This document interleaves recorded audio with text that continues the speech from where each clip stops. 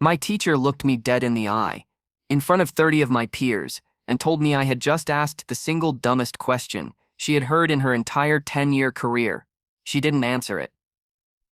She just continued the lesson, leaving me hanging there in a cloud of shame. But what she didn't know, what no one in that room knew, was that for the last 6 months, a tiny digital recorder in my pocket had been her silent confession booth, and I was about to play her greatest hits for the entire school board. This isn't just a story about revenge. It's a story about the moment a powerless student realized he held all the cards. If you believe that justice sometimes needs a little push, do me a favor and hit that subscribe button. Turn on notifications and give this video a thumbs up, because you're about to witness how one slow boy brought down the school's golden child. Let's get into it. To really understand the sheer, soul-crushing satisfaction of what happened next, you need to understand the landscape of my senior year. I was never a genius. Let's be clear about that. School was fine. I was a solid, unremarkable C student. I wasn't a jock. I wasn't a valedictorian. And I certainly wasn't a troublemaker. My student record was cleaner than a freshly wiped whiteboard. I was just a guy trying to get his diploma and move on with his life. And then there was algebra. For me, algebra was like trying to read a language from another dimension. X's and Y's swam before my eyes, and quadratic equations felt like ancient, unsolvable riddles. It just didn't click. And the person tasked with making it click was a woman we'll call Mrs. Frank. Mrs. Frank wasn't just a teacher. She was an institution. She'd been at that school for over a decade, a permanent fixture like the squeaky lockers and the faint smell of floor wax. To the administration, the principal, the vice principal, the whole district office, she was perfect. Her classes were orderly, her paperwork was always on time, and from the outside, she ran a tight ship. She was their golden child, the one they never had to worry about. But to the students, especially the ones who struggled, she was a monster hiding in plain sight. A petty, heartless tyrant who seemed to feed on the confusion and anxiety of teenagers.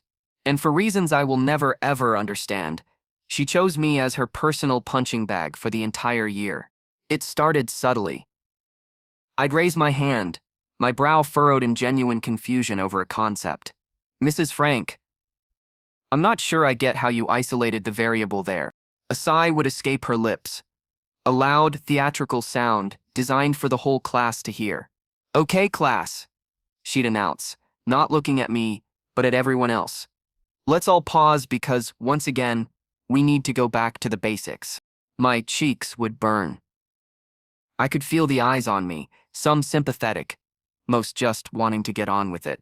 I'd shrink in my seat, the question dying in my throat. But it got worse. Her passive aggression soon blossomed into open, targeted humiliation. One day, I asked a follow-up question. Before I could even finish the sentence, she cut me off, a cruel smirk playing on her lips.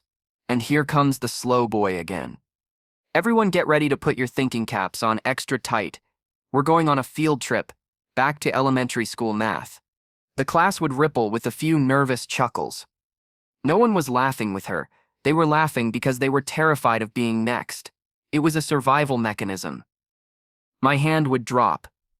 I'd stare at the swirling patterns on my desk, my mind a fog of anger and shame. It was like being publicly stripped naked. Day after day, my desire to learn was being systematically beaten out of me. Her greatest hits became a daily torment. Wow, surprise, surprise, you don't understand it again. Really? We have to go extra slow for you today, don't we? Each word was a small, sharp pebble thrown at my confidence, and after months of this, I was buried under a mountain of them. You might be thinking, why didn't you just go to the principal? Oh, I did. I sat in that sterile office, my voice shaking a little, as I explained how Mrs. Frank treated me. How she made it impossible to ask for help. The principal listened with a practiced, sympathetic nod. He assured me he took these things very seriously. And what did he do? He sent an administrator to observe her class a few days later. The day of the observation, Mrs. Frank was a completely different person. She was patient. She was kind. She smiled. When I, full of a naive hope that things might change, tentatively raised my hand. She walked over to my desk, knelt down and spoke in a soft, encouraging whisper. "That's a great question," she said, loud enough for the observer in the back to hear. "Let me rephrase it for you." She was a master class in manipulation. The observer left, their clipboard full of notes about what a wonderful, attentive teacher Mrs. Frank was. The very next day, the mask was off. The moment I asked a question, she was back to her old self. "Well, I guess the magic wore off, didn't it?" she sneered. Back to being our resident slow boy. That was the moment something inside me snapped. The humiliation curdled into a cold, hard resolve. The system wouldn't help me. The adults in charge were either blind or complicit. If I wanted justice, I was going to have to get it myself. My fight-or-flight response had been stuck in flight for months. Now it was time to fight. That weekend, I took a bus to the local Radio Shack. The place smelled of solder and old electronics. I walked past the giant satellite dishes and shelves of cables to a small display of digital voice recorders. I bought the simplest one they had, a little silver rectangle that fit perfectly in the palm of my hand. It felt small, but it also felt like power. It was my secret weapon. The following Monday, I walked into algebra with a new sense of purpose.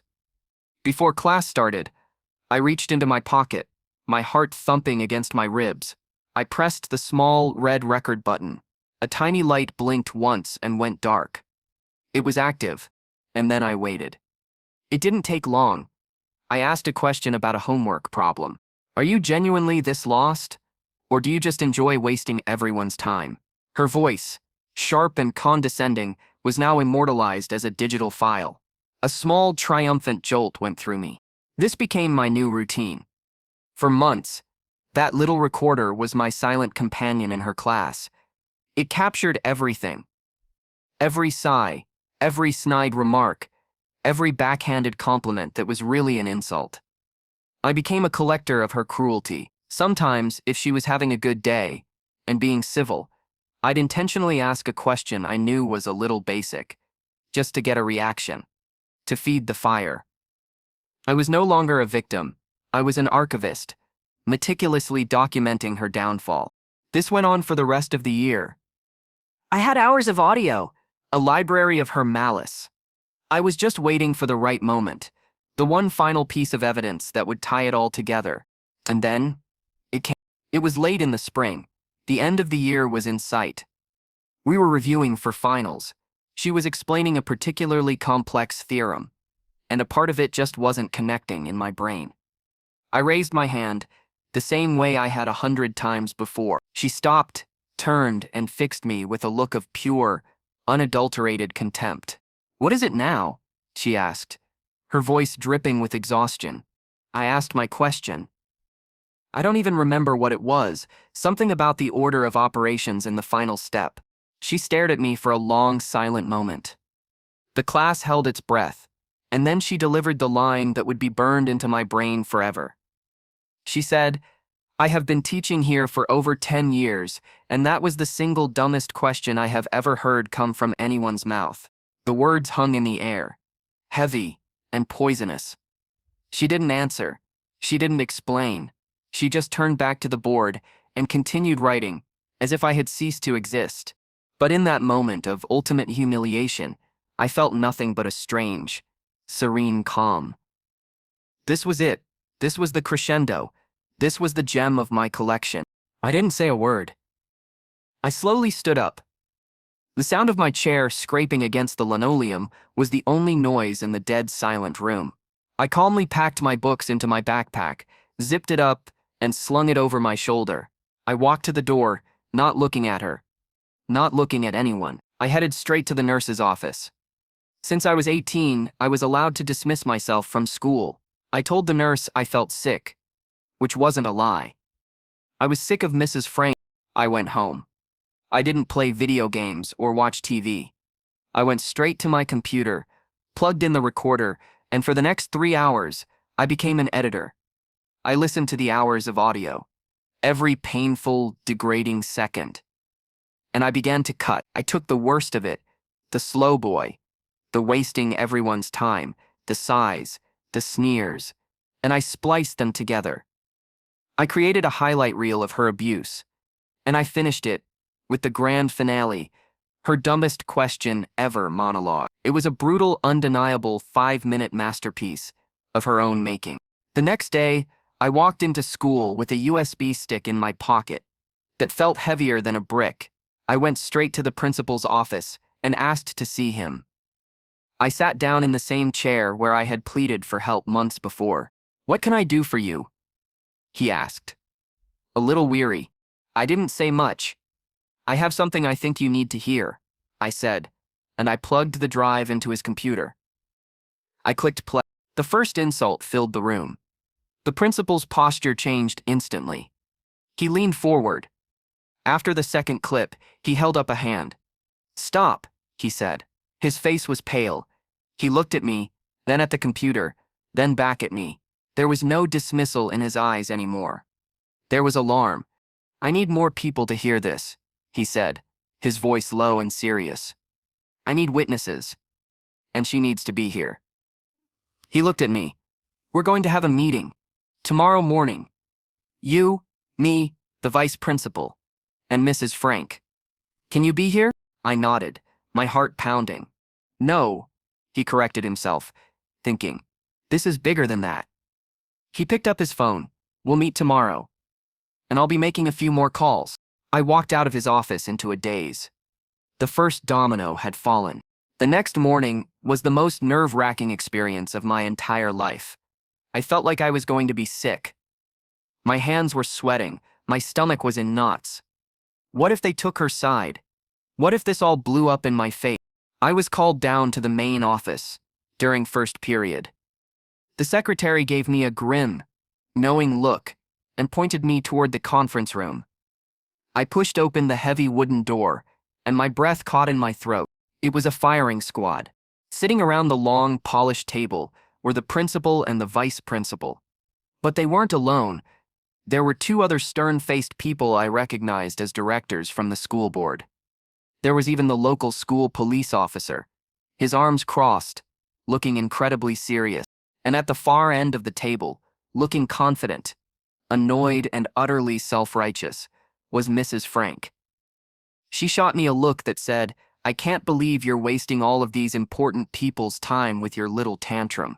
She had no idea. She wasn't the executioner here. She was the one on the chopping block. I sat down in the empty chair they'd left for me. The air was thick with tension. The principal cleared his throat. "We are here," he began, "because of some very serious allegations that have been made regarding an instructor's conduct in the classroom." He gestured to me. "He has brought a recording to our attention. We are all going to listen to it now." He plugged the USB stick into a laptop connected to speakers. Mrs. Frank scoffed, rolling her eyes, ready to deny everything. And then I pressed play. What followed were the 5 greatest minutes of my life. The room was silent, except for the sound of my teacher's voice, tinny and sharp, echoing from the speakers, publicly roasting herself in front of the most important people in the district. And here comes the slow boy again. I watched the faces. The board members, who had looked bored and fed up with another useless meeting, suddenly sat bolt upright. Their eyes widened. "Wow. Surprise, surprise, you don't understand it again." The principal, who had already heard a sample, just stared grimly at the table. The vice principal's jaw slowly dropped open. He kept it that way for nearly the entire duration of the tape. The school police officer uncrossed his arms and leaned forward, his expression hardening. "Really? We have to go extra slow for you today, don't we?" But the best part, the most exquisitely satisfying part, was watching Mrs. Frank. I watched her face go through a rapid, beautiful transformation. Her initial look of smug confidence melted away. The color drained from her cheeks. Her eyes darted around the room, from the furious face of the principal to the stunned expressions of the board members. She was looking for an ally, a friendly face, and finding nothing but stone-cold condemnation. The smugness was replaced by confusion, then dawning horror, then pure, undiluted panic, as she realized that she had personally, meticulously, and irrevocably fucked up beyond all repair. She was listening to her own career suicide note. The tape reached its grand finale. Her voice, clear as day, filled the room one last time. I have been teaching here for over 10 years, and that was the single dumbest question I have ever heard come from anyone's mouth. Silence. The tape ended. The silence that followed was heavier than anything I've ever experienced. No one spoke. The administrators just looked at each other, their faces a mixture of fury and absolute astonishment. Finally, the principal turned to me. His voice was quiet, but carried the weight of a final verdict. "I think we have heard everything we need to," he said. "Thank you. You are dismissed. You can go back to class." I stood up, my legs feeling a little shaky, but my spirit soaring. As I walked to the door, I couldn't resist. I paused and looked back. My eyes met Mrs. Frank's. They were filled with tears, her face a crumpled mask of shame and terror. And I gave her the biggest, most evil, most triumphant smile of my entire life. I returned to class the next week, and there was a substitute teacher in algebra. Mrs. Frank was nowhere to be found. The story spread through the school like wildfire. I wasn't the slow boy anymore. I was a legend, a saint, a kid who had finally slain the dragon. I found out later that she was fired immediately. With a public recording of her conduct presented to the school board, her teaching license was toast. No other school district in the area would even look at her application. I had not only gotten her fired, I had effectively ended her career and financially ruined the walking piece of garbage, who took pleasure in tormenting a kid who just wanted to learn. Looking back, it's wild how one person in a position of authority can have so much power to either build you up or tear you down. But it's even wilder to discover the power you have within yourself to stand up and say enough. Sometimes, the system fails you, and you have to become the system of justice yourself. So, what do you think? Was the revenge justified?